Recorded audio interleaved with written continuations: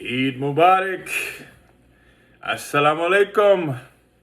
Inna salati wa nusuki wa mahyaya wa mamati lillahi rabbil alameen. La sharika lahu wa bidhalika umirtu wa anna awwalul muslimin. Ashhadu an la ilaha illallah, ashhadu anna Muhammad abduhu wa rasuluhu. In the name of God, the merciful benefactor, the merciful redeemer. My prayer, my sacrifice, my life, and my death are all for God. He is the first that has commanded me to submit, and that I do.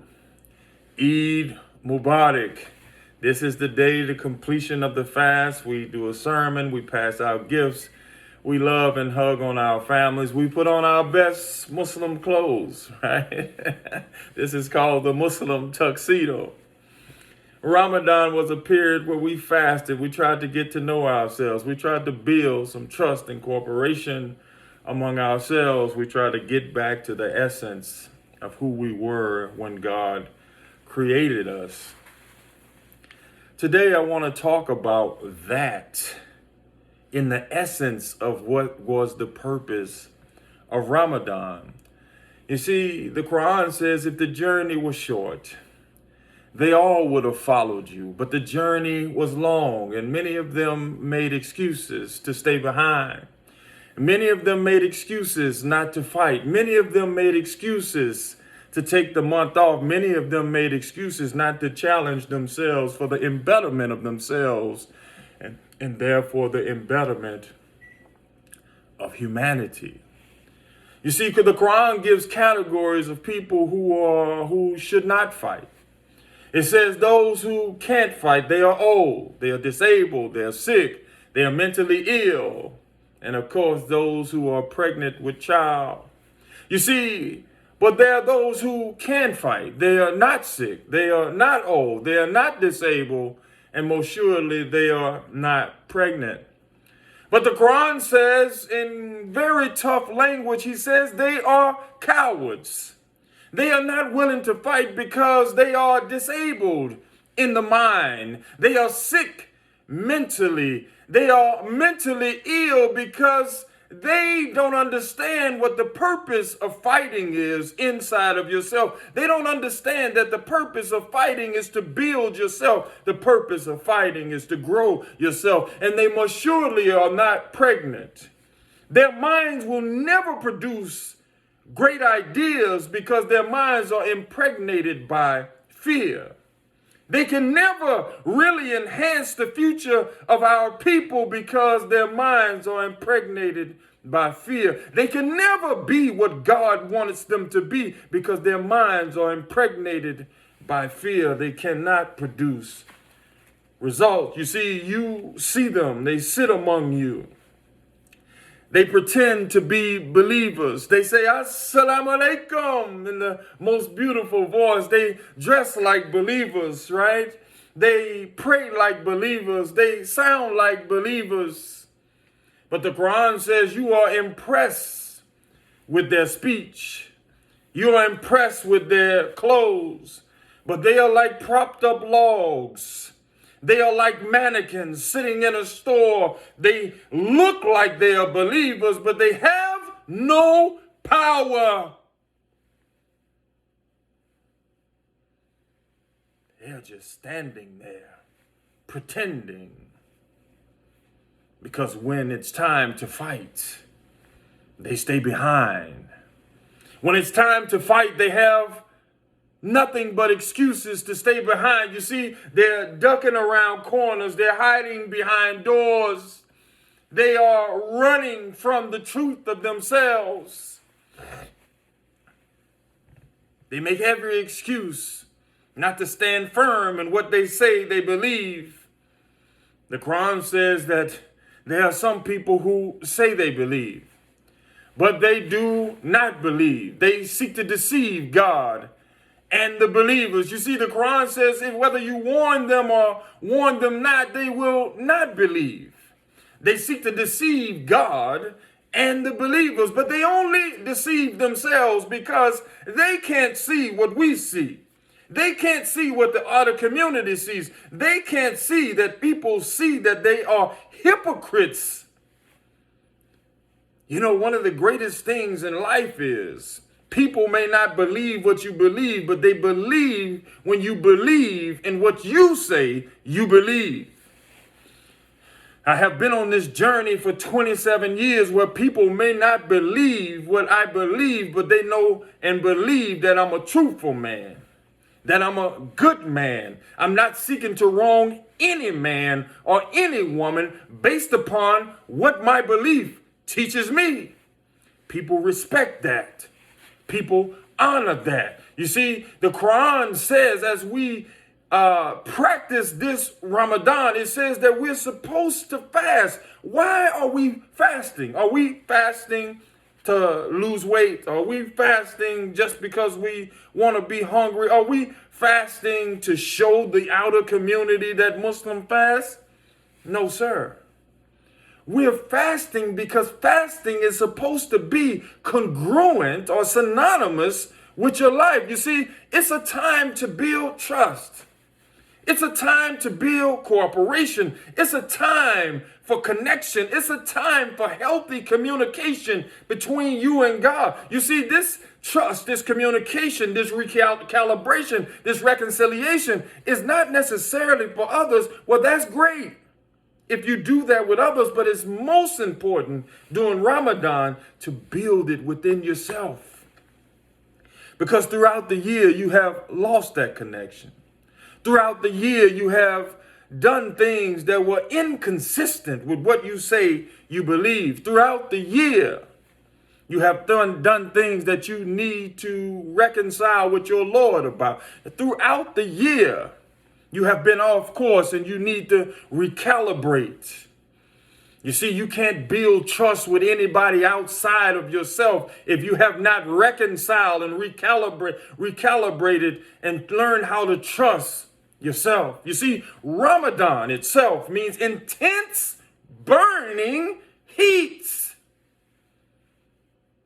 You hear me talking about the fire. That's the fire that I'm talking about. It's the intense burning heat to be courageous, to learn how to build self-restraint, to learn how to tell the truth, even if it's against your own self. You see, Ramadan talks about courage. Ramadan talks about values. Ramadan talks about intensity and integrity. What are you going to do when the fight breaks out in yourself between right and wrong? What are you going to do when it's time to defend your family? What are you going to do when you're in a situation where you know 100% if you do it, you can be risking the life of your wife and your children and your babies? What are you going to do when you're standing at the crossroads on between right and wrong, career or what's right, fighting for soldiers or going with career, inherently doing what's right as juxtaposed to doing what's beneficial? Oh, you didn't hear me. I got to say that again. You see, Ramadan is to build self-restraint. Ramadan is to recalibrate. Ramadan is reconciliation with your Lord. All of us have a choice to do right or do what's beneficial. All of us have a choice whether to stand firm or go into the direction that's going to bring us some benefits. The Quran says, وَهَدَيْنَهُ نَجْدَيْنِ. I have shown man right and wrong. I have shown man right and wrong. He says, but إِنَّ الْإِنسَانَ لِرَبِّهِ لَكَنُودٌ. Surely man is ungrateful to his Lord. Most of us do what's beneficial as juxtaposed to what is right because we're thinking about ourselves. You see, but Ramadan is a train up. It's an exercise because you're about to go to war with yourself. Ramadan is to teach you who you are in those times when you're hungry, have no water, you have no food, and you're sitting there and you know you have to depend on your God. for help, for guidance, for strength, for courage. You see, Ramadan and its essence and etymology is taken from the root word ramad, which means that it's overwhelming, vehemently heated by the sun. In the Arabic dictionary, Lisan al-Arab, the Arabs used to say the sheep that were burned, remidat, while they were grazing under the scorching heat, to the extent that their livers became damaged by the intense heat of the sun. You see, how does this correlate with us? Ramadan is named as such because it burns the sins of the believers. Oh, I'm going to say that again. The intensity of Ramadan burns the sins of the believers. What sins are you talking about, Sheikh Shabazz? What sins? The sin of laziness, the sin of ignorance, the sin of dependency, the sin of womanizing, the sin of drunkenness, the sins of lying and deceitfulness, and most of all, the sin of being a coward. Let me say that again. What sins are you talking about, Imam? The sin of laziness. The sins of ignorance, the sins of dependency, the sins of womanizing, the sins of drunkenness, the sins of lying and deceitfulness, and most of all, the sin of cowardliness, not fighting for those who don't know how to fight for themselves, not dreaming for those people who can't dream for themselves. You see, if the journey was short, they all would have followed you. But the journey was long, and many of them made excuses because they were only thinking about themselves.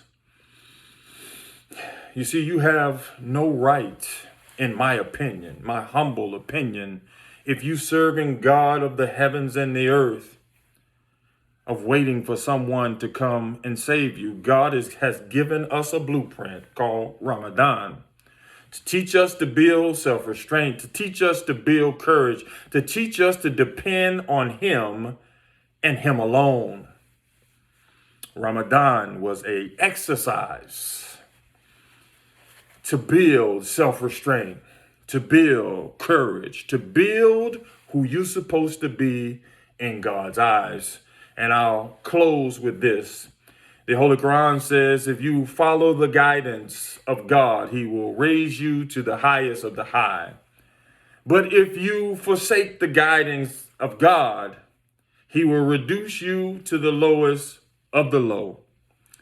Ramadan was a time for reconciliation, a time for reunification, a time for reconstruction of who you are and who you're supposed to be.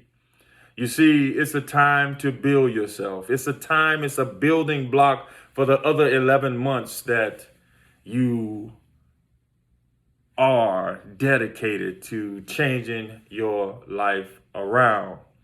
And I'll say this as I close on Yom Kiyama, the day of judgment.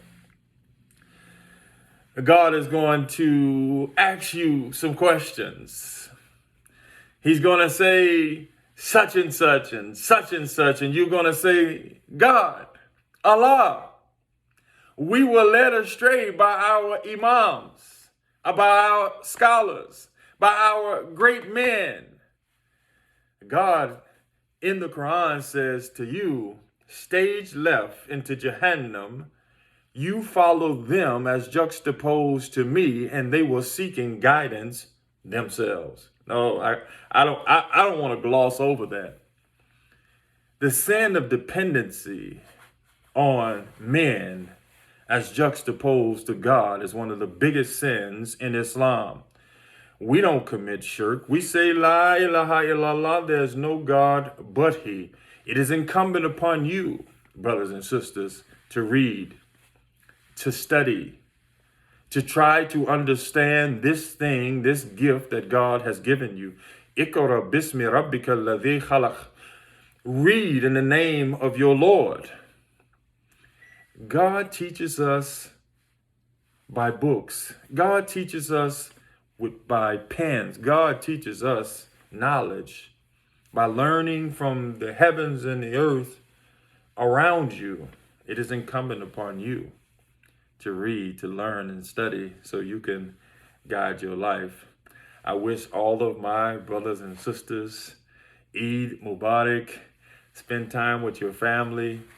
Give them great gifts. Give them many hugs. Reconcile the wrongs that you have with your friends. Reconcile the wrongs that you have with your family. Reconcile the wrongs, more importantly, that you have within yourself so you can be a better human being, a more courageous human being, and stop thinking about the consequences of helping other human beings. Think about the consequences that you're going to have on Yom Kippur, on the day of judgment, when you have to stand before your God and say, I didn't do that because I was afraid that the people in my life were not going to like me.